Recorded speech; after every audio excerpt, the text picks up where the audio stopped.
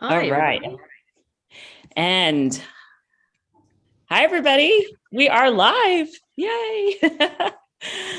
Welcome to the industry panel. And as I'm doing this, Hi, and I'm going to ask. Hi, everybody. We are live. Yay. Welcome. Hold on one second. I've got double sound going on. I'm going to start to spotlight everybody.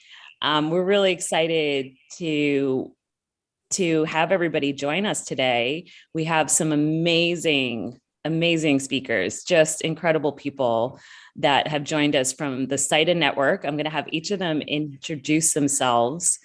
And we also have two of our awesome youth who are participating in the challenge, who are going to help us with the interview today. Excuse me as I'm bringing everybody on. A whole bunch of amazing people here. So, okay, Mina, I've got Jared.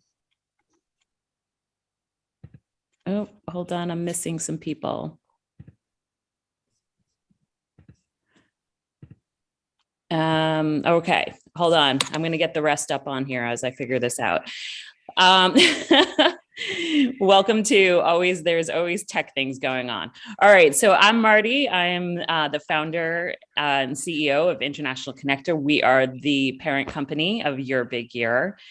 We have been running youth empowerment programs for 15 years and bringing in young people from across 190 countries and all across the US. So we just love these moments. Now, I am going to step back and I'm going to go pass this around. And I would love to hear who you are, where you're calling from, something about your company so we know what you do, and then we'll pass it on from there. Okay. So let's see who wants to start. How about you, Jane? You want to kick us off? Sure. Hello, everybody. Bonjour. I speak a little French. I am in Cleveland, Ohio, in the United States, and it's right on the Great Lake Erie. And just above us is Canada, if you're not familiar. And I currently serve on the Student Youth Foundation, and I work for Arrival. It's a business-to-business organization that works with tours, attractions, activities, and experiences all around the world. So previous to that, I was representing Cleveland, Ohio. So I'm excited to now kind of represent and work with the members and community around the world. So it's so nice to see all of you, and thank you for letting me be a part of this. Amazing. All right, I'm going around my screen here. So Tamara, you're next on my screen. Hey, let me figure out how to unmute. Hello, I'm Tamara Danza Decker. That was a really long name. So Tamara, I'm calling in from Dallas, Texas. I work with Margaritaville. I'm the Chief Marketing Officer for Margaritaville. If you're not familiar with Margaritaville, it's a global lifestyle and hospitality company. We do resorts and restaurants and real estate and consumer products. And if you know Jimmy Buffett's music, that's the soundtrack to everything that we do. This is year 24 for me with the organization, and I am thrilled to be here for the second year with you guys. So fins up and hello. Awesome. Fantastic. All right, Steve, you're next, and then Shannon, you're after Steve. All right. Thank you, everyone, for being here. I live in Orlando, Florida, so think Mickey Mouse and the theme parks, but also a lot of other great things to do here as well. I work with Global Travel Alliance. We are an educational student tour company. So we operate historical, language, science type tours all over the United States. And we've done tours in 40 countries as well. So I've been with this company for 18 years. And I also serve with Jane on the CITA Youth Foundation, which we'll probably talk about, and on the CITA Board of Directors, and was the president with them last year. So I'm glad to be here. Thank you. Fantastic. Welcome, Steve. Shannon, you're on, and then Sarah. Thank you. Hi, everybody. Bonjour. I'm Shannon, and I'm coming from Carcassonne in France, only having moved here from Australia 4 months ago now. 4 months ago on Monday. So having a lovely time. And I'm with Live Travel and Tours, and we specialize in educational, cultural and music performance tours across Europe. So it's educational tours covering the full spectrum, but also arranging performances and coordinating all sorts of fun stuff, and have been involved with CIDA particularly for a long time, and a past president from almost many moons ago, but excited to be here. So thank you. Amazing. Okay, Sarah, you're up, and then Allison. Great. Hello, everyone. I'm Sarah Robinson. I'm with Tourism Winnipeg. So for those who are not familiar with where Winnipeg is, we're the capital city of the province of Manitoba in Canada. So we're smack dab in the middle of Canada and smack dab in the middle of North America. I work essentially for the DMO, right? So I'm on the flip side of things about selling a particular destination. So specifically selling package travel to a lot of tour operators and travel planners. And we can talk about that during this call if you're not sure exactly what that's all about, but really excited to be here and great to see everybody this morning. Okay, amazing. Allison, you're up, and then Teresa. Great. Hi. Sure. Hi, everybody. I'm Allison French. I'm the Senior Director of Broadway Inbound. I'm based in, I'm in suburban New York right now, but our offices are in Times Square in New York City. So our company helps to work with all the Broadway shows. So if you're a traveler and you're coming to New York and you're going to see a Broadway show, we want to make sure that you know what shows are playing and what one is perfect for you, and that you're able to get that great theater experience when you come to the city. I am also part of the board of trustees for the CIDA Youth Foundation, which has been really awesome this past 2 years to be able to help to make sure that we're bringing travel to students who are not able to access it otherwise. And also, Tamara, the Margaritaville Times Square is our new favorite office happy hour location. So thanks for that. It's great. Oh my gosh, that's so fun. Teresa. Hi, everyone. I'm Teresa Cruz. I'm Director for Universal Parks and Resorts, Sales Engagement, and Youth Program Development. And I'm based in Orlando, but we have parks in Singapore, Japan, China. We have 2 in the United States, Hollywood and Orlando. And my job is creating the content that teaches or that trains the travel planners what we have to offer. And also I have the fun job of creating all of the youth content, the education content. So learning about science or learning about physics or horticulture through our campus, which is the parks, the theme parks that we have. So that's what I do. And at Universal, I'm also vice chair of the CIDA Youth Foundation, and I'm very happy to be here with you all. Thank you. Amazing. Thank you. All right. So Minna and Jared, I'm going to be, thank you, Jared. Sorry. I'm going to have both of you bring forward some questions. Minna, I think you have our first question.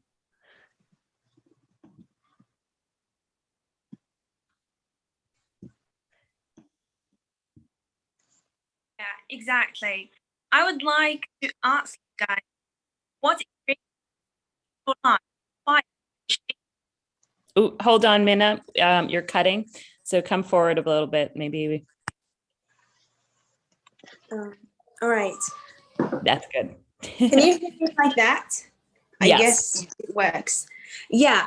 As I said, I would like to ask you guys, what experiences in your life inspire and shape you to pursue and succeed in your current career?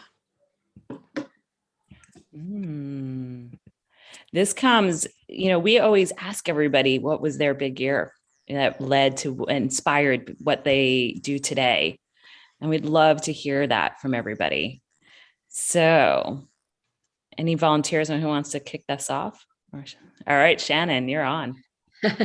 Hi. Well, for me, travel was always part of my growing up. My dad was in the Air Force, so we lived in all sorts of places across the world. So it's in the blood. But I was very fortunate to be part of the Rotary Youth Exchange Program 31 years ago now. And I was able to go to Belgium and live for a year, go back to school and have that amazing experience, and really learn to speak French and live in another culture and have that amazing experience that I'm still in touch with my host families today. I will see them in 3 weeks' time again. And then my brother also, he went to Poland for a year on a Rotary Youth Exchange about 4 years after I went. So we definitely were a family of travelers, and that really made me want to move into travel eventually, but languages, and then I was a language teacher, high school teacher before that. So I kind of progressed through the school into the travel and taking students on tour. Amazing. Teresa? Awesome. Thank you. I was actually going to raise my hand. Thanks for calling on me, because my experience is very different than Shannon. So as a young person, I did not get to travel very often, and I didn't really make my first big trip until my early 20s, right after I graduated college. So my big year happened when I got on this plane to go overseas, and I was petrified to fly. And my sister and a good friend of mine practically carried me on the plane. We backpacked through Europe for 8 weeks. And that was definitely my big year, because it just turned me on to travel and learning as much as I can. And all of a sudden, everything that I read in books in school was actual real life. And there's nothing like experiencing for learning. So definitely overcoming my fear of flying and then being independent like that for 8 weeks, just backpacking through several countries was definitely changed my life. Incredible. I can relate. That's amazing. Tamara? Yeah, this is perfect, because I think mine's a combination of the last two. I also, like Teresa, didn't really travel as a kid. I hadn't traveled outside of the United States until I was about 30. And that really was my big year. I was working for Margaritaville, and I'd always been in the hospitality business and always been in the service business. But one day they called and said, hey, we have this new project in Jamaica, and we need you to move there in 5 weeks. And I was like, oh my, I didn't even have a proper passport. So I had to rush my passport, and I moved to Jamaica, and I lived there for 2 years. And just my eyes were opened. I was living in this tiny little world, and I had no idea that there was so much out there. And and it wasn't just about the Jamaican culture. It's a tourist country. So I met so many people coming off of cruise ships, and met people from all over the world, and my eyes were just open. And I said, wow, like there is so much out there. And I think that's when not only did I learn more about the world, but I also learned more about service. And I had always, again, been in the business of serving people, but I really learned how to be I actually learned how to really serve and make that part of that wasn't just my job. It was part of who I became. So being there and understanding all of these different cultures and realizing that it's not just about you, that was really when my life changed. And it changed the way that I work, even here back in the US. The way that I interact with people, it totally changed my life. And that was 21 years ago. So it's amazing. And I love what you're all talking about, just these cultural interactions that have really shaped. And that's so important to what these youth in this challenge right now are experiencing, where they're meeting new friends from around the world. It's such an eye-opening experience. Sarah. I was hoping you were going to call on me next. I love what Tamara said. I love what everybody said, but Tamara, like your enthusiasm, I feel that too. Growing up in Winnipeg, we're a population of about 150,000 people. So, kind of a small city. Everybody feels like they know each other. But after I graduated from university, I went to Madrid in Spain, and I ended up living there for almost 10 years. And it completely changed my life, just opening up, it shaped me professionally, Personally, I studied a master that was in Spanish, and at the time I spoke zero Spanish. So, taking Spanish lessons in the morning and taking this master class at night, it was incredible. And then I moved on to working for a company that was directly related to the official tourism office of Madrid. And that completely blew my mind. I was like, wow, like tourism and selling a destination. And again, coming from a small city like Winnipeg, which is not a tourism epicenter, it's great for tourism, but it's not like Madrid. Madrid is one of the, the largest tourism destinations in the world, and especially for students, right? Because there's lots of American university campuses in Madrid. So it just blew my mind, the possibilities that existed and how fun it would be to work in tourism. So after living in Spain for almost 10 years and having that experience, and then moving back to Winnipeg, I was like, I need to work in tourism. And luckily a position opened up at Tourism Winnipeg. I applied, I got it. And it's even more rewarding because not only am I working in an industry that I love, but I'm selling a city that I'm so passionate about and that I think should be one of the epicenters of tourism. So it's kind of come full circle, and I love Tamara's enthusiasm because I feel the same way. And that was, years ago. And I know I'm never going to be the same because of that experience. And that definitely by far was, my big year that kind of expanded into my big 10 years. That's awesome. We're all waiting to go to Winnipeg. Maybe not in winter for me, but Allison. Yeah, Winnipeg is awesome. I can't wait to go back, Sarah. So I would say one of my big years was when I didn't have a plan. So, when you're like younger and you're going through school and doing all the things like sort of outlined for you. And when I got to a place where I had graduated from college and there was no like next step that was like waiting for me. So a girlfriend of mine and we decided just to move to New York, even though we didn't really know what we were going to do. And we didn't know what jobs we were going to get and who we were going to meet. And so we did, and we really never looked back. And I grew up in a very small town in Illinois in like the literal cornfields. So it was definitely a culture adjustment, but it was so amazing. And I feel like coming into where I am with the tourism industry, I have friends all over the world now. And it's been something that has really changed my life and defined how my career has gone. So really sort of like having that moment of taking that leap and making that decision.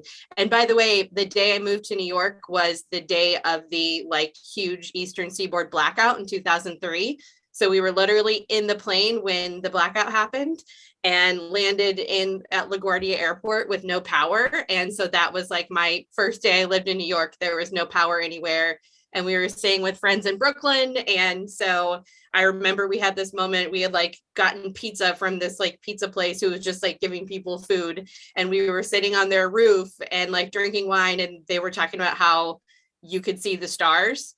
And I didn't know it because I was from this small town in Illinois that like normally you can't see the stars at night in New York because there's so much light. So I just, it was like such a great welcome to New York, and seeing everybody coming together and helping everybody out, and people like standing on the street, handing people water because they were like walking home from work and walking over bridges. And it was really exciting and very life-changing. So yeah. The fact that you can say that was exciting says a lot for what was going on. That's amazing. Her parents were freaking out a little bit, but we were just running with it.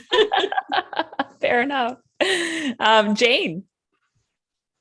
Oh, hi. This is awesome. It's so fun to get to know all of you as well. So I grew up in a family that didn't travel outside the United States, and we did host some foreigners, and I was in a very white, small suburban neighborhood. And some of the foreigners were like soccer coaches or missionaries or things. So I was very intrigued. I was like, oh, there's another world out there. And I really was determined to try to study abroad, but I had to pay for my college by myself and I couldn't afford it. So I found my best friend was going abroad for a month. And I said, you know what, I'm going to save my money and just visit her there while she's studying abroad because I just want to experience it. So she was in London and I went overseas. And I mean, that was my big year. It was life changing and her school was amazing. They let me even do some things like go to Stonehenge and stuff with their group. But I will never forget, I was riding the subway, which was a first for me, and I heard this beautiful accent behind me, this man talking, and just, it was really powerful. And I turned around and he was Black. And that was very eye-opening for me. I was like, wow, it was just very eye-opening. So it was life-changing, eye-opening. I ended up being determined to go overseas again. So I actually found a work abroad program after I graduated from college where I could get a visa for 3 months in France and 6 months in England, which I did. So instead of paying for college overseas, I was able to go work and earn money and just meet lifelong friends that I still have today. And I'm actually married to an African man. So it's just incredible how life-changing that was my big year. That's fantastic. And those were, I think that's, all of you represent opportunities to work and travel. And I think, and to get those cultural experiences, and it's a huge thing. And you brought up those visas. I did one as well after college for Australia. And so I could work and travel. They're great opportunities to do that. And Steve, will you take us home on this one? Right. Yes. Thank you. Mine's a little bit of a combination of all these. I grew up in a family that didn't travel much in small town Montana. So if you're outside of the US, that's kind of farmlands and mountains and ranchers up near Canada. But we did save up and take 2 big trips as a kid. One was to Orlando, Florida, where I live now, and visiting Epcot, which is kind of a display at Disney of a lot of different countries. And that was mind-boggling for me. I went home and was studying a globe I had and studying different countries in an encyclopedia, which you don't have those anymore, but that's where we got all our knowledge back then. And then we went also to the World's Fair, which I believe they still have World's Fair. That was back when it was in Vancouver, Canada. And all different countries from around the world come to one location every 4 years and share off their culture to the rest of the world. And that was super powerful for me. So I still grew up not knowing what I could do. There wasn't travel jobs in Montana. So I decided to become a teacher, and I would teach about all these countries that I had grown up learning about. So I did that. And I guess my next big year moment would be right after I started college. My parents gifted us one of these backpacking type trips. So 4 weeks around Europe we spent, and that was my big trip internationally. And I was hooked after that. I'm like, no matter what it takes, I'm going to find my way to come back to these places and learn and work. And so, but started in teaching to teach about the world and geography, and then applied and taught in New Zealand for a little while after college. And that kind of led from one thing to another until I found my way to Europe as a tour guide, and did that for a few years and worked my way into this position now. So you never know what path you may take into this industry. But if you're passionate about it, about seeing the world, and especially about sharing the world with others, which I know everyone that's spoken here is, you'll find a way and it'll change your life. Yeah, that's great. That's exactly the truth, isn't it? And I just love all the different paths that all of you have taken, and that it wasn't so clear cut each time. You know, I think when you're just graduating from high school, you sometimes think that you need to know exactly where you're headed. And there's so many different journeys and interruptions, and yet beautiful moments that lead you where you are. So it's incredible to hear your stories. I'm going to ask Jared to ask the next question. And I think we'll probably, for these next questions, just have a couple of you answer. So if you really, really strongly want to answer a question, let me know, throw up your hand, or I don't know, give me wide eyes or something. Jared, will you mind asking? There you go.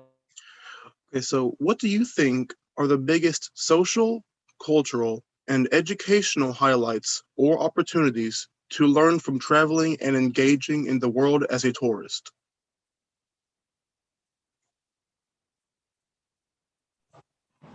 I'll go. I think that, first of all, understanding and realizing that although we all have very specific and different customs and traditions and history, at our very core, we are all very much the same people. And understanding that history and understanding the context in which another individual lives will go so far for you as a human, and as a global citizen. So I think that really for me, it was understanding the culture and the traditions and the histories and the customs, how they may differ, but how we're all the same. Amazing. Anyone else want to jump in? I can jump in. Great. Sorry, Shannon. No, Teresa, you took the words out of my mouth. That's exactly what I was going to say as well. I think like you realize that, we live in all different places around the world, but we're all human beings. And, in the end, we're all looking for the same things or wanting the same things. It's just like, there's all these other layers like culture and language and stuff. And, learning a language for me was so difficult, probably one of the most difficult things I've ever had to do, but so rewarding. And to this day, my husband is Spanish and we have Spanish Saturdays because I'm like, I cannot lose Spanish. Like that would be like terrible. So we have Spanish Saturdays and make sure that I keep up the language. So, that's a really beautiful thing. And I think also it can shape who you are. So, I love fashion and I love food, and some of the things that I love cooking, or that, I go to the store and I look and a lot of people tell me like, oh, that what you're wearing looks very Spanish. And I don't even realize it, but, living in Spain has shaped, my fashion sense and my food sense and, different ingredients. Like sometimes people say, well, I don't know what that ingredient is. I'm like, well, I do, because I just have like a global perspective of cuisine. So I think overall, it just opens you up to so many different aspects of life that you never would have really thought about before traveling. So it's really beautiful. It's such a beautiful thing to experience. I was just going to add to that, I think one of the things that it teaches us along the way is that you learn to be more observant and listen to different points of view. So that my way is not always going to be the best way to learn something.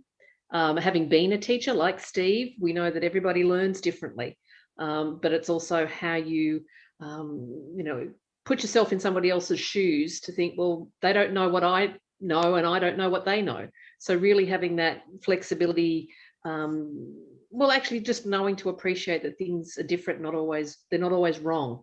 Just because it's not how you do something doesn't mean it's the worst way to do it, or, that kind of stuff. And I just say, be friendly and smile. Here, moving to France, so I do speak French. But I'm now meeting, making friends with the shopkeepers. I know the name of the dog, the little bakery, and things like that, just by saying hello and smiling. We're not having a conversation about neighbors, but just being open to meeting people is really important. And just be patient and be flexible, because not everything's going to go to plan. So. Yes, very much so. Even in the tech today. Okay. But don't be afraid is the other thing. Just experience. Get out there. Minna, do you want to ask the next question? Yeah, of course. I would love to. So the next question is, what's your favorite parts about your job? I can take that one. 24 years later, I still love everything about it. And, our brand mission is to create fun and escapism. So, how can you not love that? But really, and I love, Shannon, I love what you said a minute ago about, smiling at people and making eye contact and not being afraid to say hello. And that's what I love about my job. We are in the business of making people smile. And, and that's what we do. We smile, we hug. We haven't in a couple of years, but that's what we do. We hug our guests, we smile at them, we make them happy. And, we also, our staff has so much fun. How great is it to be in, I just love the fact that not only is it fun to experience Margaritaville as a guest, but it's also really fun to experience Margaritaville as a staff member. I mean, we have, I'm not the only one who's been around this long. And I think that's what's so great is we have people who have been serving in Orlando at our restaurant that we opened 22 years ago, who are still serving there and still love coming to work every day. And I think that's what I love about Margaritaville, about my job, is we're in this, again, we're in the service business. We're in the business of serving others. And it is just so rewarding I'm not a doctor, I'm not saving lives, but we're making people happy, and we're creating experiences that really are part of the fabric of their lives. And so how great is that? I love my job. Who else wants to answer that? Allison? Yeah. So I grew up and went to school for dance. So I was a modern dancer and trained in ballet and all these other types of dance. And so coming from my job with that creative aspect and knowing that was a little bit outside of some of the norm of like where you can fit in when you're younger, when you're, in high school, I think that one of the favorite things about my job is that I know that there are people who are in the audiences who are watching Broadway shows who might all of a sudden realize that there's a group of people that they can fit in with, and that no matter what your skills are, no matter what your interests are, that there's an entire group of people who are ready to welcome you. So whether that is an interest, like if you think about a Broadway show and all the people that it takes to put a show on the stage, it's not the actors only, it is absolutely the actors who have to sing, who have to dance, who have to be able to act, but they also have people who are making costumes backstage. They have people who need to play all types of music, and that can be traditional musical theater music, but it can also be very contemporary music that is like all sorts of genres of shows that are going on. There are people who need to know how to work lighting boards, who are literally just software developers who are programming lighting cues all day long, right? That's their job. Or people that are backstage dealing with carpenters and electricians, like it runs the gamut. And so I think knowing that you're able to connect young people to a community that they might not have access to, and growing up in a small town, there wasn't a lot of access to that, and not knowing what those other opportunities are, I think is really, really rewarding and really exciting for me. Amazing. Steve, or Teresa, you want to jump in, and then Steve? Okay, sure. I also, like Shannon and Steve, I'm a former teacher as well. I taught biology, high school biology, and I absolutely love science.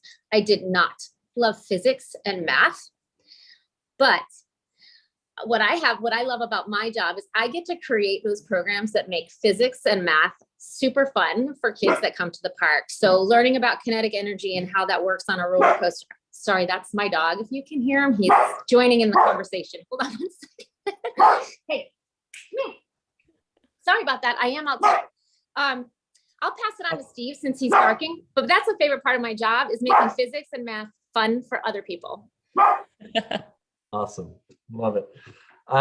Yeah, I would say the end product for us, these trips, I don't always love every aspect of my job because a lot of it's just tedious work. You're working at a computer, and everyone thinks, well, you work in travel, that must be so exhilarating. All you do is travel and just experience new things. And if you go into the travel industry, yes, there is the end byproduct oftentimes, and that's great. But sometimes you're just in the background managing contracts and negotiating pricing and everything else. And that can be tedious and draining sometimes, but you always got that end goal in place, and that's to have this experience, life-changing experience for these students, whether it's their first time out of state and going to Universal Studios, or going overseas or something. That's my favorite part, is getting to go on some of these trips and seeing them experience a different place or a different culture for the very first time. And you can get that start, by working at the kitchen at Margaritaville and working your way up or something else.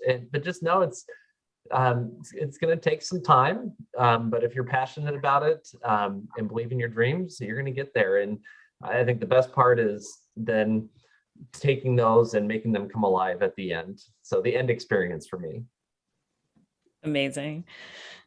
Shannon, you want to say something? I'll just quickly add that I wholeheartedly second what Steve's just said, particularly the end product.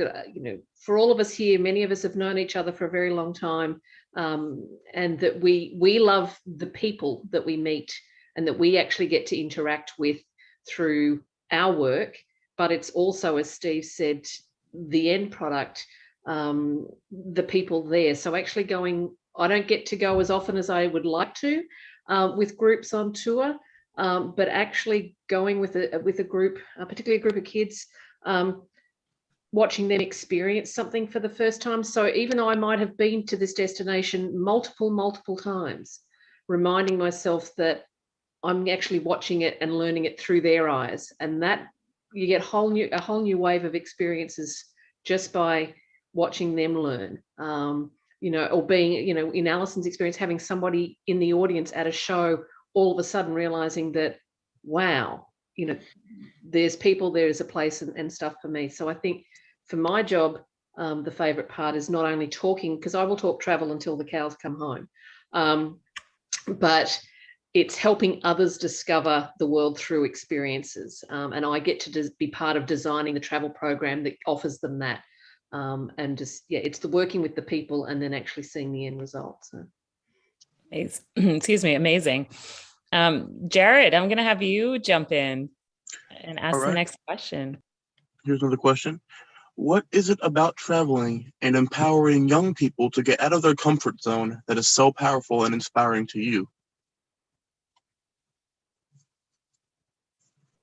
I think, Shannon, I think you just answered that one. So Jane, you want to jump in? Yeah, I think a lot of us have answered that. This is awesome. I wanted to share. So it didn't occur to me after traveling that I could work and travel. It didn't occur to me for years, actually. So I loved music. That was my other passion after traveling, and before traveling, actually. So I decided it's important to follow your passion. And I decided I moved to Los Angeles without a job or a home and worked at an accounting and business management firm because that's where I could get a temporary job. I ended up there 4 years, connecting with the producer of the Grammy Awards. And I worked the Grammy Awards 1 year. And then I took a pay cut and went and worked for House of Blues corporate office in Los Angeles. Then I moved back home to Cleveland, and I appreciated home. I think that's another value of traveling. I don't know that, if you haven't traveled yet, sometimes it takes going away from home and away from where you are to really appreciate what you have where you grew up. If you would have told me I would have represented Cleveland in tourism when I was in high school, I would have laughed. I would have said, no way. Are you kidding? There's nothing here, but having experienced that and traveling and living somewhere else and coming home, that's when I was introduced to the fact that I could work in tourism, because I worked alongside the DMO in Cleveland. When I was working for House of Blues, I would do tours and just work with visitors from all over the world, which I always loved to do. And then they had an opening and I was like, oh, I can get paid to represent travel and then to travel as well. So I think there's just so much value, obviously, in traveling, but I do want to point out that there's a lot of value in coming home and seeing what you do have and how fortunate we are in many cases. Yeah, amazing on that front too. I always love when I get back off, come to California. I really appreciate it. Sarah, do you have any thoughts on that? Yeah, again, couldn't agree more. I think that traveling just uncovers things about yourself that you maybe did know about yourself or you didn't know about yourself. So there can be things like, yeah, I already knew that. And then other things that you're like, I had no clue that was a passion of mine, or, and I think it pushes you out of your comfort zone. So when I was in Madrid and we received a lot of international students from all over, and traveling can be uncomfortable and it's scary, right? So, some of these students, they were cooking for the first time, budgeting for the first time, making friends kind of for the first time. And it was really scary for them. And to see the evolution from when they arrived in Madrid to the end of their semester, and they were like new people, they completely new people. And the other thing too, is that at the end of them, some of them at the end of the semester, some of them wanted to stay and continue to travel. And others were like, you know what, I'm good to go back home and keep on doing what I was doing. So again, it's kind of everybody has their own unique experience, and you have to respect that and understand that, again, it's your unique experience and not everybody is going to feel the same about travel. But regardless of how you feel, you're always going to learn something, either about yourself or about people or about the world. It's always a learning experience, 100%, which is really amazing. I was looking at some of the questions that have been coming in, and there's sort of a theme about questions that are coming in. I'm going to generalize them for everybody, but what are some of the skills or education paths that people have taken, or that you need to take to enter into some of these type of roles? Who haven't I heard from here? Let's see. Steve, do you want to jump in, or Allison? I think, if you have a heart for service and serving people, Tamara talked about this, hospitality is all about being hospitable to other people. As I said earlier, if your goal is just to travel, then maybe an industry where you're just serving other people isn't right. Maybe you just go for your big year, and that's great too. But as we talked about, maybe you just have that big year experience and you go home and you transform your own community through that experience that you had as well. But I think if you're passionate, this is your dream, and you love serving other people, you're going to succeed. Because once you have that big year yourself, hopefully it becomes a lifelong goal to share that with others in whatever capacity it is, whether it's serving food at a tourist destination or as a tour guide or something else. That's going to help. Amazing. Yeah, I can add to that as well. It's funny, I remember actually talking about this last year on the panel, that there are definitely certain, paths of study that put you right into the field of hospitality. But at the same time, if that's what you're passionate about, and that's not what you're studying, that doesn't mean you can't move into this industry. So no matter what it is that you're studying, there are so many different ways that you can become part of the tourism industry and the hospitality industry, that just because you aren't studying one of those specific things doesn't mean that you wouldn't be able to find a career opportunity. I have a Bachelor of Fine Arts in Modern Dance. So that is not something that you would think, oh, tourism, right? But here I am. So, don't let that stop you if that's what you're interested in and that's what you develop a passion for. Also, I'm going to flip this a little bit too, to say, I've also seen a lot of people who have taken, they worked as a tour guide in their early 20s or just after college, and then they went on into a very different industry. So are there skills that you find that you're learning that are applicable, you think, to other types of career paths, like skills that you've learned within your job? Anybody want to talk about it? I can. Being in this industry, and we've talked about this throughout the day, you meet so many different people from so many different cultures. And I think a few of us have mentioned learning to listen more and to interact with people in a more meaningful way. Someone said looking people in the eye. Those are really important life skills. They're important in any industry, to be able to interact with people in a real and meaningful way. I know many of my friends are not in this industry, but I worked with a lot of them in our younger years as servers and when we were serving and bartending, and they're using those skills now in something totally unrelated to travel. But it's about interaction. All businesses are made of people. And sometimes we forget that, you've got these big corporations, but they're just made of people. So you have to know how to, interact with them. And this industry is a perfect place to study people. That's so true. That's so true. And just understanding all those cultural nuances, and and I know most of us here, not all of us, but are from the US, and yet there's so many cultural nuances across the US, and so many, so much diversity there, that even just understanding that, domestically. And I think there's a lot of other countries represented in this challenge that have a similar makeup, right? Just very cultural diverse. And so understanding those pieces of it and putting, use your words, Shannon, from before, putting yourself in other people's shoes, it really is a huge skill. Sarah.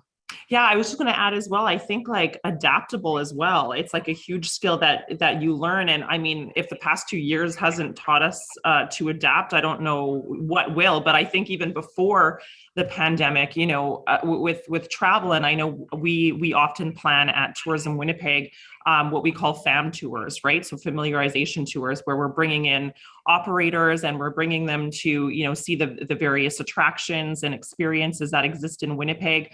And things happen, right? Like things either, things are closed, or for example, we often bring people up to Churchill, Manitoba to see polar bears and beluga whales, which is in the north. It's a very remote destination. So sometimes weather happens often, and you're not able to get up there because of a snowstorm. And so you're like in literally an hour's time, you have to quickly, change things up and adapt and plan a whole day of activities that you didn't think you'd have to plan. And you get on the phone and you call your partners and I think that, 10 years ago, if I had to do something like that, like total panic, total stress, and now it just slides off my back. And I'm like, oh, okay, what do we have on the slate now? And let's just call and, make it happen.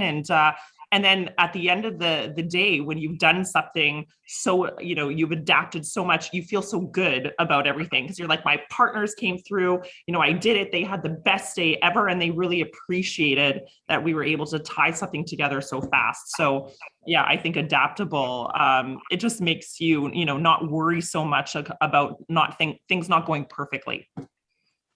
Yes. Sorry, Jane. Did she just say beluga whales and polar bears? I mean, how amazing is that? I'm just saying, like, you don't just say that lightly. That is not normal. That's amazing. That's all I have to say. It's pretty amazing. It's pretty amazing. I was just going to add that back on to Sarah's point too, that having that resilience and when you're adaptable you'll actually surprise yourself at how resilient one can be when things don't go according to plan. To the point that most of us in the industry, if not all of us, are solution oriented. So if there's a problem, it's how do I fix it? How do I make it happen so that somebody's experience is the best and I can work as hard and as many hours as it needs to be to make sure that experience for somebody is a success, but you learn resilience and it helps in your decision making processes too.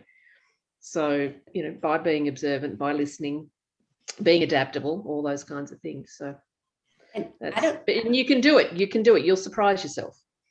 And Shannon, I don't know about the rest of the group, but I like it when things don't go exactly as planned. It makes it so much more fun.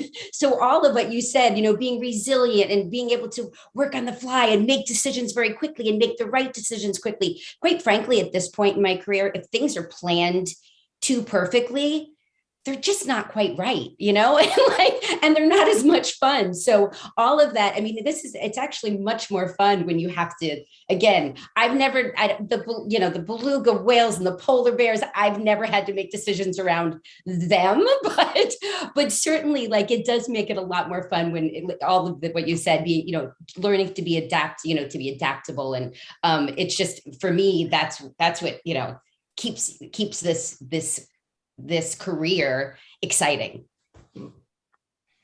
Amazing. I love this conversation. This is so good. All right. So I'm going to have Minna ask another question. You jump on. All right. So the next question is, what can young people expect out of their first international trip?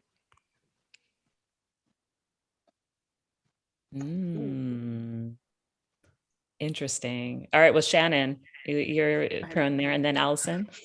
Well, what you can expect from your first international trip is to have your eyes open to a whole new way of doing things, even if it's a domestic tour.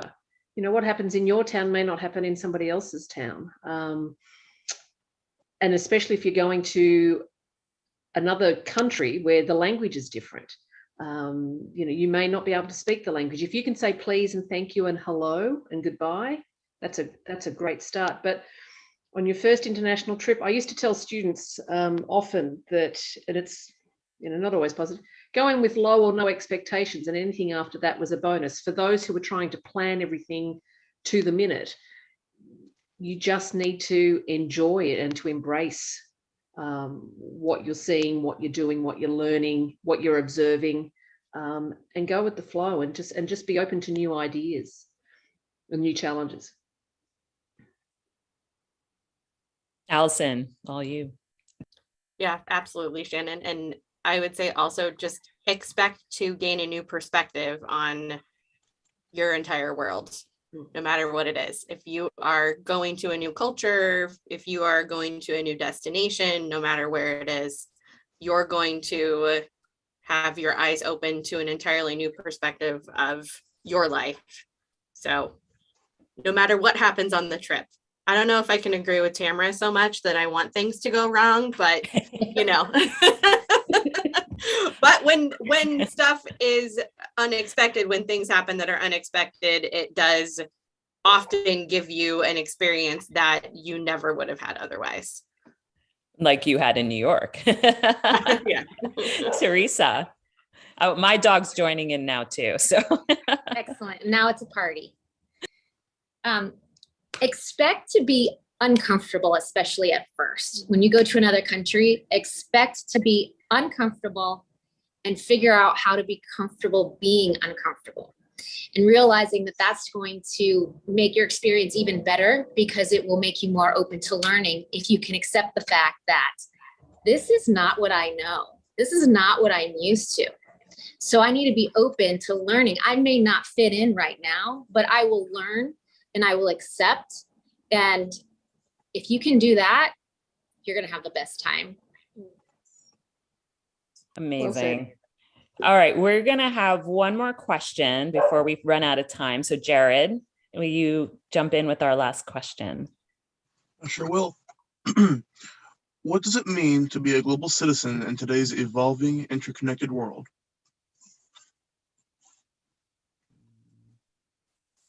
Nice. Who wants to take that one? I can say something to get us started with the conversation. It's kind of a loaded answer, but I think, to be a global citizen, you have to learn and become more aware about global issues. So, that's just a range of topics. Sustainability, discrimination, income discrepancies, poverty, LGBTQ rights, right? Like everything. So I think that, you don't have to learn it all at once, but I think we all have to think about it and to learn, like if we can learn a little percentage of all of these topics every year, we're all going to become better human beings as a whole. So I think as a global citizen, we have the duty to make sure that we're educating ourselves about all of these really important topics. Amazing.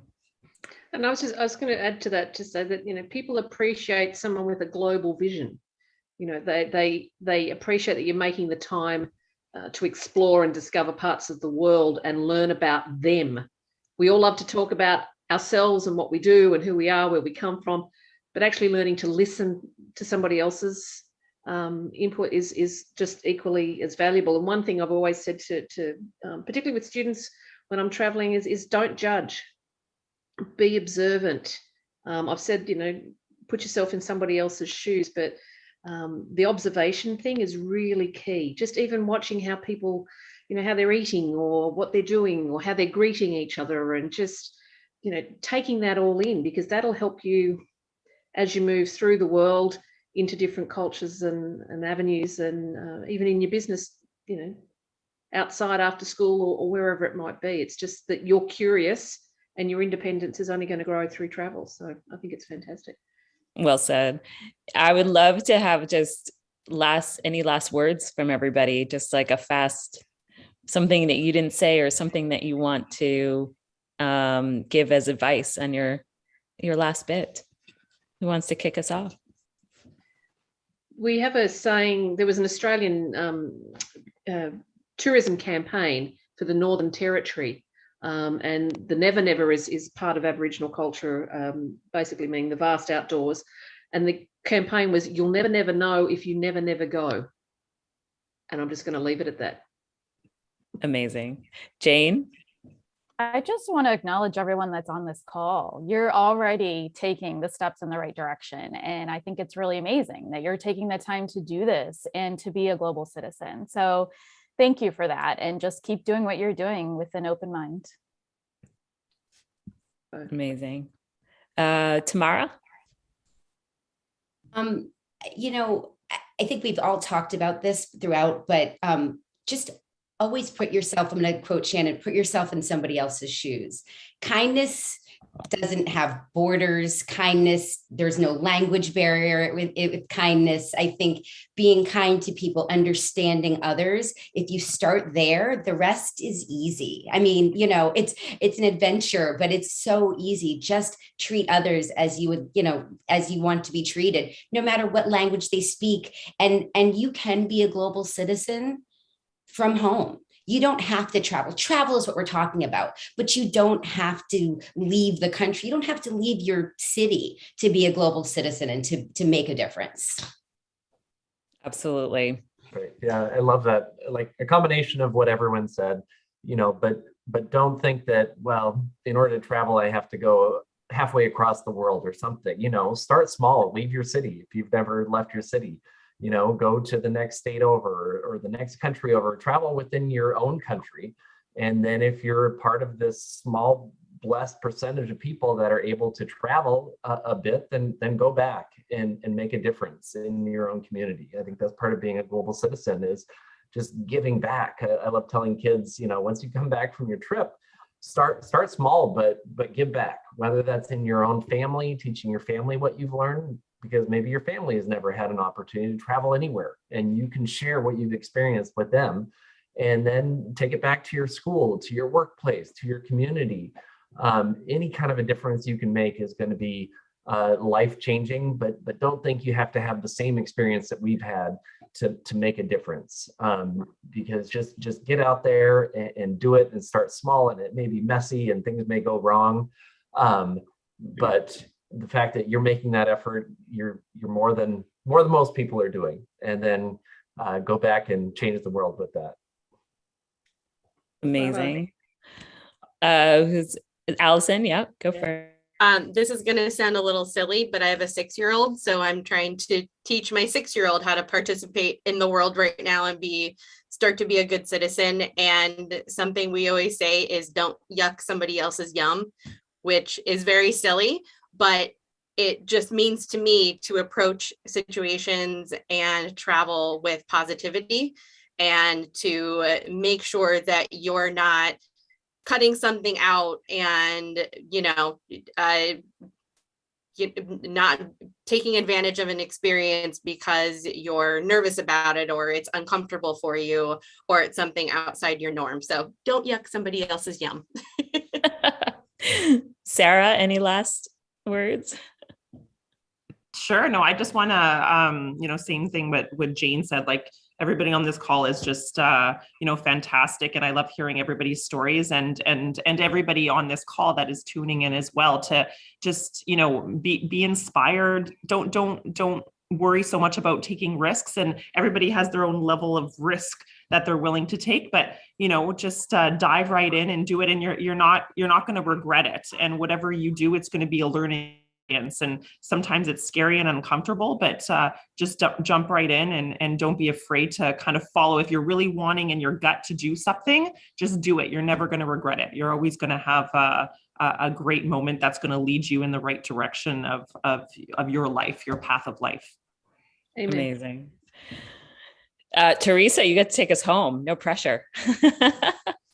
I just think everybody said exactly. I don't know that I'd add anything.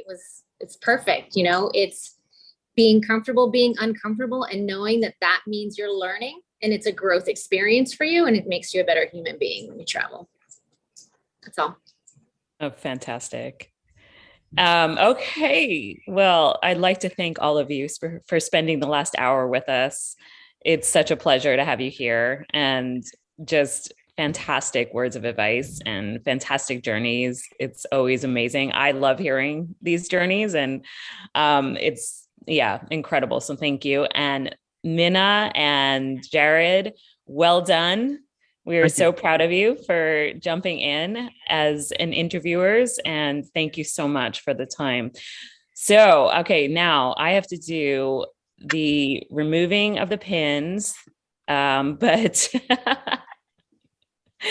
so give me a second here. All the fun with tech, right? We are switching modes. We are going to jump in. Yay. Okay. So now we're going to talk about, I'm going to need a stretch break. I'm going to have to stand for a minute, but we're going to switch modes now, and we're going to talk about like serving again, but from a very different perspective about like how you can serve communities. And we're going to bring on John. I saw you in the mix. Here we go. Hi, John. Hey, how you doing? And as people will see, we have people who come and go from here. So that's part of it. We have people who are watching this live on YouTube, and we have people who are watching this live on our platform. And so I'm getting questions from a lot of different people. And just to finish up on our last panel for our amazing industry leaders from CITA, we have a lot of requests that say, hey, can we find you on LinkedIn? I know a few people wrote that in the chat here, but that's coming up in our other streams. So we will leave that. We will ask for everybody offline if they're up for that or not, and find other ways to send out information just so I can address that to everybody. Okay. So John, hi, welcome. Hi, thank you. Had a busy morning, and I'm excited to see you. Yeah, I've sure got my have. coffee cup here too. let's just cheers to cheers. Coffee cups. Yeah. All right, John. So I'm going to start off by just saying, hey, can you introduce yourself and talk about the amazing work that you do around the world? Well, sure. That's already a beautiful introduction. I run Microaid International, and we rebuild permanent homes for disaster survivors around the world after pretty much everyone has forgotten about the disaster. We go in 1 or 2 years after the actual disaster, after the emergency response, after the relief people, the tent and bottled water people go home. We actually go in, we find people who are in tents or in the rubble of their homes, and we rebuild their permanent homes, something they can live in forever for generations to come. Amazing. And okay, so why, how did this all start? Oh, that's a good question. Pretty broad.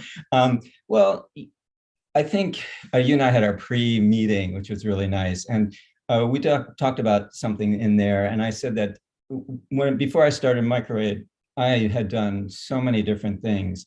And all of those things came together at a point in my life when I could put them together and create Microaid and also create a life for myself. And I just came in at the tail end of your last interviews, and some interesting statements were being made about following your dreams and don't be nervous and go for it. And that would be my message as well. Just if something's of interest to you, whether it be travel or building houses or surfing, like in my case, you should follow those things, and you never know where they may lead. They may lead to a career. They may lead to money. They may lead to a life of service. You never know. I think, at least my generation, we got a little bit locked in, especially in school. People saying you needed to be some kind of professional, or you needed to be a doctor or a lawyer or a business person. But the world is just full of other interesting things to do. That's a great statement in itself. The world. Right. I actually don't think I answered your question at all. But it's okay. That's great. Yeah. So, well, tell us then a little bit more about the journey that led you to start this.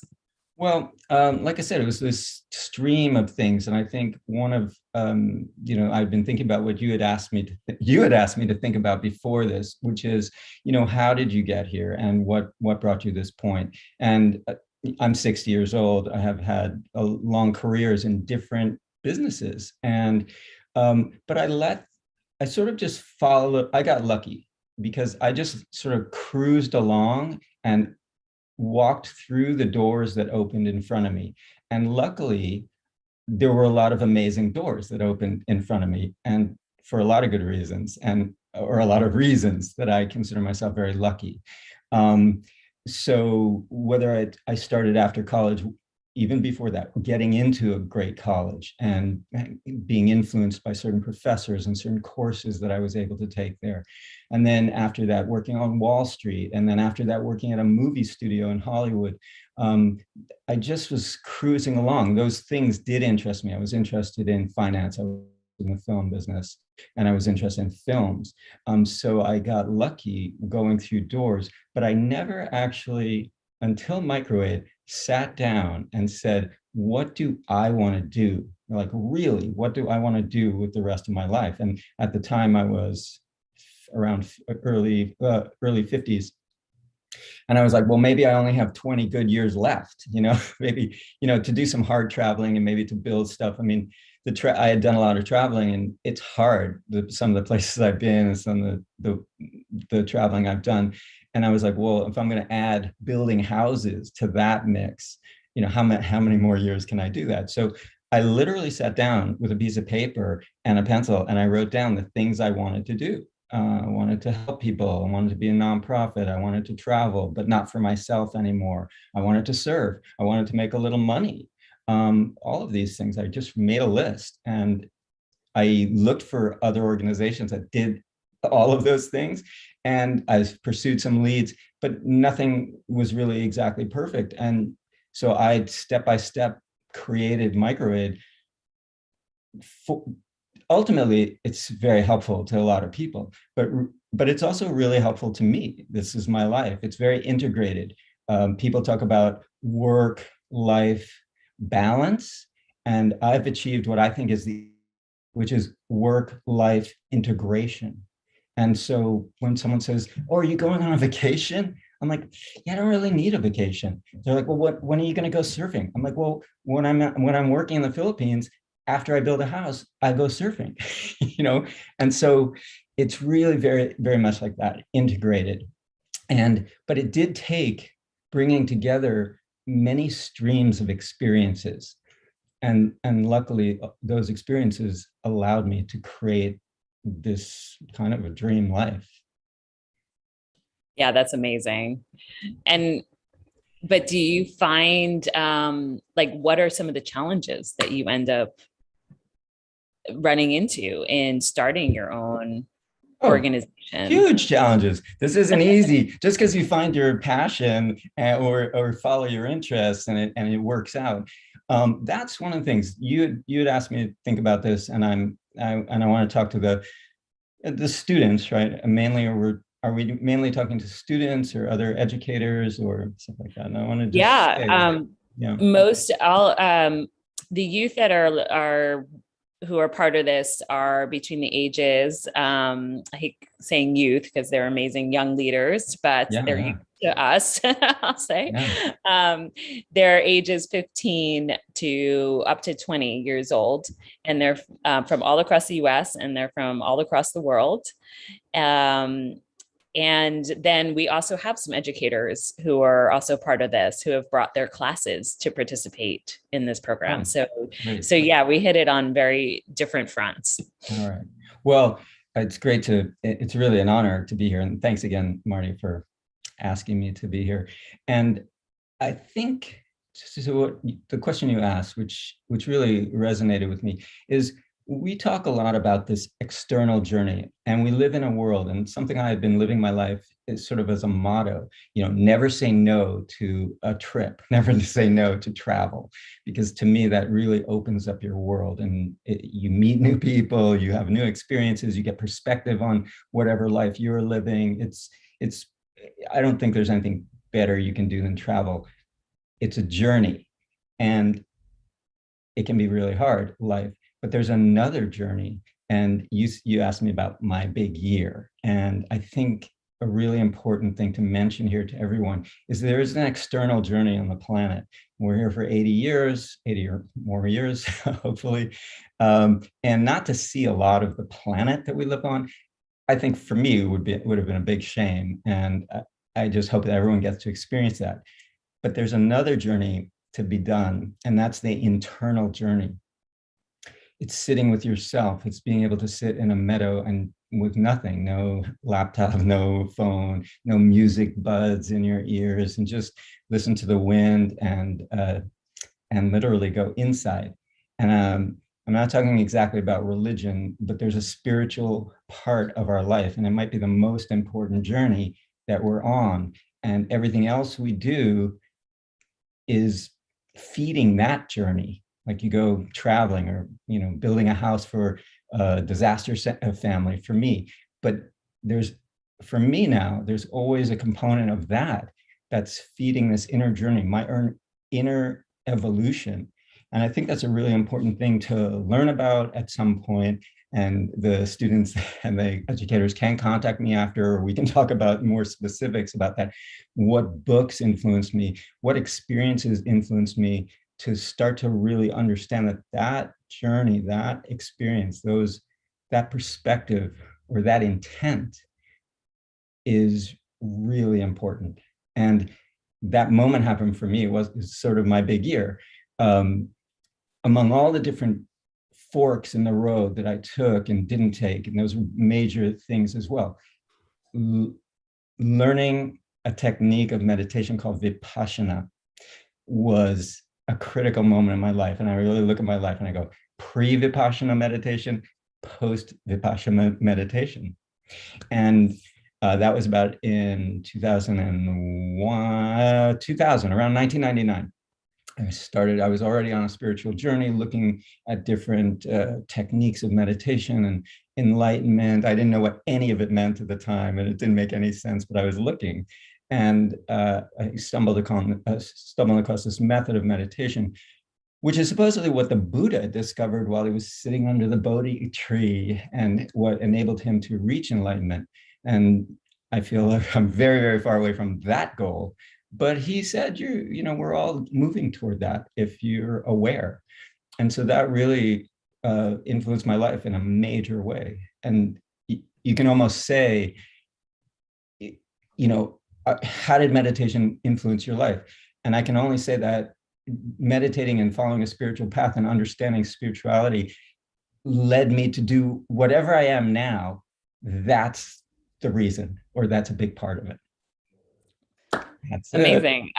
This is why we ask these questions, because you never know that the answers are going to be from people and how they found their way. And so in the work that you're doing now, what are some highlight moments for you? Well, there's always the work is so great. I mean, when you meet a family for the first time who's lost their house their entire life, to a storm or an earthquake or mudslide or a flood, and they're sitting in the rubble of their home and they have no other choice. Microaid, and I'm proud to say, goes into places often that other organizations don't even go into, but we are definitely the last hope for these people. No other organizations have helped them, and it's been maybe a year or two. And when we go in, and it's very difficult to balance this, not to tell them right away that we're going to help them, because you have to focus. You can't help everyone. And one of my big mottos, as you know, is just because you can't help everyone doesn't mean you shouldn't help someone. But that being said, choosing that someone, choosing that family or those few families is very, very difficult. So we go in and talking to the families and interviewing them, figuring out who we're going to help. But that moment when we do go back and we say, we are going to rebuild your house, and we're going to build a real house, and we're going to have your input, and we're not going to leave until it's done, and don't you worry. That moment is, it's huge. One, because they don't believe you. They're just like, no, this isn't happening. But then I usually say, well, you know what? you're going to have to clear that area over there because we're going to put the bricks there tomorrow. And then the next day, we're going to have the truck with all this gravel coming. And once the project starts happening, that's another great moment. And you start building a house for a family and they see it going up and they're helping. And these are just huge. It's a huge moment. The big other moment is when you're done and you're handing the keys over to the family. And the weird thing is that moment is so big. It's so, you've spent maybe 4 or 5 months with a family every day, being on the site, getting their input about how to build a house and of course, telling them how a house should be built and doing it for them. That when you finally hand over this thing to them, this house that's going to be their house forever, and their kids are going to grow up in it and they're going to raise their kids in it, there's almost nothing to say. There's no words that can actually express the gratitude from both sides, like their gratitude to us, Microaid, and me if I'm the project manager on the site, but also our gratitude to them, because it's a huge honor to be able to help someone, I think. And so that moment, that moment of gratitude, pure love, maybe this moment where you're generating this gratitude between you, it's almost like thanks. I mean, if you can't even say, it's an incredible moment. I think thanks doesn't quite compass all of that, but but that's beautiful to hear. And where are all the different houses that you've built? Where are they in the world? Okay, so we started working in Sri Lanka it was long after the 2004 tsunami there. We did our first project there in 2010. But I needed all that time to put my life in order, to create Microaid, to raise the money, to put all the pieces in place to actually go there and help. And it turned out my hunch was right, that there were thousands of people who still needed help, even 6 years after a disaster. So that's when I learned that was an important thing. So we started in Sri Lanka. We did projects in Samoa and in Peru and in Philippines and in Burma and in Paraguay and recently in Mexico. And then a big project we did building a house in Nepal turned into Microaid hiring a full-time project manager in Nepal, and since 2015 building I don't know, I think it's almost a dozen houses there over the last few years with a local project manager working and reporting to me on a daily basis. So yeah. Nepal. I mean, there's part of the journey too. You never know what those extensions are going to be, right? So you're talking about all these different places, and now you have a whole, a whole support system going on in Nepal. That's amazing. Yeah, it's great. And of course, you build a family house, and they say, "Hey, come stay here anytime." And I'm like, "Yeah, that's part of the deal. I have my own bedroom." I usually suss out the best bedroom and say, if I come here, whoever's in it, whatever kid is in that bedroom, they got to get out. That's part of the contract, huh? Yeah. So what's next? What's next for Microaid? Well, it's interesting. I mean, COVID, I don't know how many of your speakers or people who've talked to, everyone's talked about COVID's really shaken things up. We will continue doing our work in Nepal because during that earthquake in 2015, more than 650,000 homes were destroyed. So just think, up close, near 1 million, like 1 million homes. And not very many have actually been rebuilt, and especially in the urban areas where we work. So we're going to be working in Nepal, and I just finished a project in Mexico in an earthquake zone in southern Oaxaca state, and I can see doing more projects there. The thing about Microaid and the thing about all nonprofits, no matter how big they are or how small they are, and Microaid is micro, that's why we call it Microaid. We're sort of in a way limited by money our houses are real deal houses. They're expensive to build, and they're not going to fall down again. So they cost a lot of money to build. So if we raise more money, we can build more houses. But I just anticipate seeing, overseeing the more Nepal projects, and maybe doing more projects in some of the places we've been before, Philippines, Paraguay, or Mexico, continuing that. And, talk up a little bit about the funding. I mean, what is that process like to go out and get funders? Right. Well, depends how you want to look at it. So you can approach it. So it depends on the day that I wake up. If I wake up thinking, okay, I got to do fundraising today, I can either look at it and be intimidated and say, I really don't like doing fundraising. What I really just want to do is build houses. But if you run your own organization, and fundraising is a big part of it, because nobody's going to sell you bricks just for your good intentions. So if I wake up and decide, okay, I'm going to make this fun, put the fun back in fundraising. I just came up with that, like FUN, back in fundraising. Then I can, it's okay. I mean, you can look at it like, you're enabling people to help, like you can look at it like there's zillions of people out there, they want to do good, but maybe they can't for whatever reason. They're working a job, and great. I hope they work their job and make $1 zillion and give it to Microaid. And so we can help people, great. There got to be people to work, jobs to make a lot of money so they can give it to nonprofits. So you can look at it that way, where everyone wins. You're not asking someone to give you their money. You're offering them an opportunity to channel their generosity. Maybe that's it. They're going to channel their generosity. And if I have that attitude, then it usually goes pretty smoothly. If I have a different kind of attitude, like, oh, this is drudgery, I can't believe it, who's going to want to give me money, or I hate asking people for money, then it doesn't go well. And so when I'm not building houses in the field, like for a little over 4 months in Mexico, I'm back in the United States or somewhere else, wherever I don't need to be anywhere, particularly in the world, to raise money. I reach out through my board of directors to donors, but really at our level, face-to-face meetings with donors is the best. Like somebody says, oh, I have a friend, they're extremely wealthy and they're very generous, or they love to travel, or they know about Nepal, or they talk to me about the explosion in Tonga, the volcano, and they want to do something, but they're working on Wall Street. I'm like, okay, let's have a lunch, and then then it's fun. But but the answer is it's hard. I don't know why it's hard to raise money.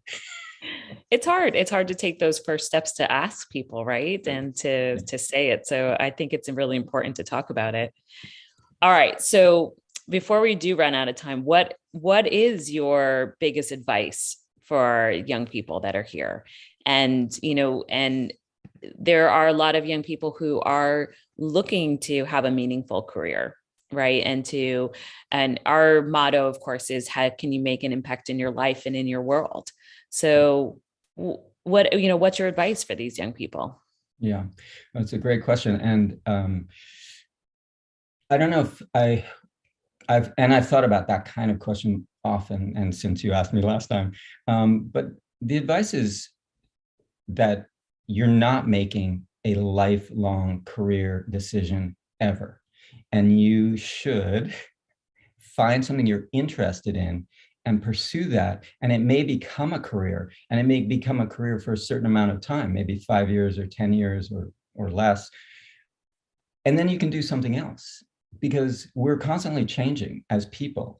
And if you have an interest now, I would just say pursue it, because there's an old expression, I forget exactly how it goes, but it's like, in terms of jobs, if you're doing a job that you love, then you'll never work a day in your life. So, I just hope that people don't feel if they have to work for money. Yeah, sometimes you take a job and you need to make money because you got to feed your family or pay your rent or something. But early on in your career, you could in your life, you could just find your interest and go with it and see where that leads you. And don't feel like you have to make some lifelong decision right now, because you can change at a later date. And you can have many careers in the course of a life. And next thing you know, you do one thing for a few years, you do another thing, and then you've had an amazing life. Make your life, this is another advice, make your life extraordinary. You can have an ordinary life. If you need to have one, job, make money, take care of your family. If you have to do something to make those things happen, great. But if you don't have to do that, why do it? Because that's like normal life. But the world has the opportunity to have an extraordinary life. It's out there. You just have to grab it. Amazing. No, amazing. And I think that is it, like recognizing opportunities that are there and taking them and fully embracing them. Right. And I do think our panelists from earlier would agree that that they're also passionate about their work and their jobs and their careers and what they've done, that they don't feel like they're working, they're enjoying life, and that's part of it. So it's great to hear it on so many different levels. I'm so appreciative. Well, any last words? Oh, yes, thanks. I was jumping in. I'm going to make sure I got the last word. Marty, you're learning this about me. I'm going to take the last word. Yeah, absolutely. I do have the last word. The last word is, you're on an external journey. There's also an inner journey to be had. And it's something very important to look into. A book that someone gave me, and this isn't the only book, and it's not the most influential book in my life, but it just popped into my mind. But it was hugely, top 10 for sure. So if anyone's wondering, that it's called Man's Search for Meaning. It's a very famous book. The takeaway from that book is you should not be looking for the meaning of your life somewhere else. You have to give your life meaning. You give your life meaning. You don't find it out there. You create it. Those are my last words. Beautiful. Maybe not. Maybe not. No, fantastic. Thank you so much, John, for joining us today. We're really appreciative of the time, and it's great to have a discussion with you. Well, that is it for this morning. And for everybody else, we are on Miro. So we will see you there. And then I know later today, there are some pen pal sessions and leadership sessions. And we're in the last 24 hours of the challenge. So don't be shy, jump in and join us. And thank you.